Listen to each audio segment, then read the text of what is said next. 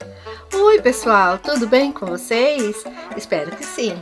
Quero começar o vídeo agradecendo uma galerinha linda lá do Brasil. São Paulo, Paraná, Ceará, Rio Grande do Sul e Bolívia. Muito obrigado mesmo pelo apoio. Eu espero que cada vez mais o canal possa atingir mais e mais pessoas no mundo todo. Também quero explicar algumas coisas, por exemplo, quando eu encontro coisas na rua, eu tomo muito cuidado com relação ao Covid. Então, antes de chegar na minha casa, eu esterilizo, eu limpo tudo, viu?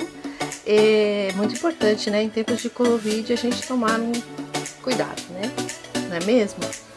E encontrei também hoje, vocês vão gostar muito. Olha, gente, tá fantástico o vídeo, tem muito mais coisas hoje que eu tenho certeza que vocês vão gostar.